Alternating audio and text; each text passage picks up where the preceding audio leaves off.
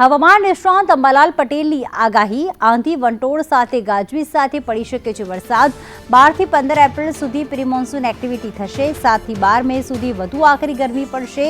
10 મે બાદ બંગાળ સાગરમાં ચક્રવાત સર્જાશે મે મહિનાના અંતમાં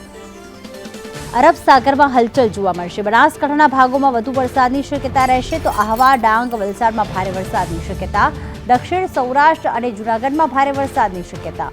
અમરેલીના ભાગોમાં વધુ વરસાદ રહેશે આગામી 12 થી 15 એપ્રિલ સુધી જોવા મળશે વાતાવરણમાં પલટો આંધી વંટોળ સાથે ગાજવીજ સાથે રાજ્યના વિવિધ જિલ્લામાં પ્રી મોન્સૂન એક્ટિવિટી થઈ શકે છે ઉપરાંત 18 એપ્રિલે પણ વાતાવરણમાં પલટો આવશે અરબ સાગરનો ભેજ અને બંગાળ સાગરનો ભેજ મળતા વાદળછાયું વાતાવરણ રહેશે 27 એપ્રિલ બાદ આકરી ગરમીના એંધાણ મહત્તમ તાપમાનમાં વધારો થશે અને 43 ડિગ્રી તાપમાન જઈ શકે છે તો 7 થી 12 મે સુધી વધુ આકરી ગરમી પડશે આગામી તારીખમાં જોવા જઈએ તો વેસ્ટર્ન ડિસ્ટર્બન્સ એક પછી એક આવી રહ્યા છે અત્યારે હાલ વેસ્ટર્ન ડિસ્ટર્બન્સમાં આવશે પાકિસ્તાનથી માંડીને છે ઉત્તર ભારતના ભાગોમાં ભારે વિસ્તરણમાં આવશે ગાજવીજ સાથે આંધી સાથે વંટોળ થશે હવે જે રીતે કાલ વૈશાખીનું જોર વચ્ચે અરબ સાગરનું ધૂળકટ ચડી આવશે અને તારીખ 12 થી 15માં ગુજરાતના ભાગોમાં ભિન્ન ભિન્ન ભાગોમાં ગાજવીજ સાથે વરસાદ થવાની શક્યતા રહે છે 14મી તારીખથી ગાજવીજ વધુ થશે અને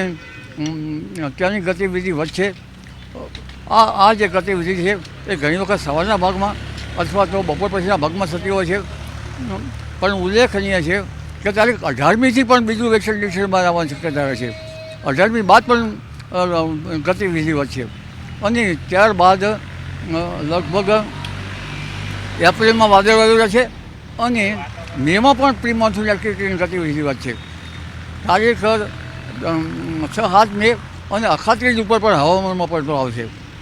અને તારીખ 10-11-12 મેમાં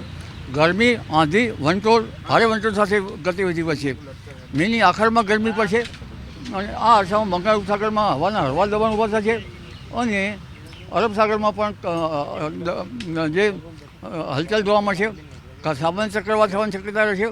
પણ ચોમાસા અંગે જોઈએ તો દક્ષિણ ગુજરાતમાં પ્રવર્તી સ્થિતિના કારણે પશ્ચિમ પેસિફિક મહાસાગરમાં સ્થિતિ સાનુકૂળ રહેશે પણ પશ્ચિમ હિન્દ મહાસાગરમાં પણ હવામાનની સ્થિતિ સાનુકૂળ રહેવાની શક્યતા રહેશે પશ્ચિમ હિન્દ મહાસાગરમાં ગરમ રહેશે ઇક્વેટર ઉપર વાદળનો સમૂહ જણાશે અને લગભગ આ ઉપરાંત જે આઈટીસી ઝેર છે એની સ્થિતિ જોવી પડશે ત્યાંની સાથે સાથે ઈસ્ટ આફ્રિકાથી માંડીને હિન્દી ચીન સુધીનો જે ભાગ છે તેમાં સ્થિતિ સાનુકૂળ રહેશે એટલે આ વખતે ચોમાસું સારું હોવાની ગણતરી મંડાવવા છતાં જ્યારે ગંગા જમનાના મેદાનો તપી ઉઠે ત્યારે ખ્યાલ આવી શકશે અત્યારે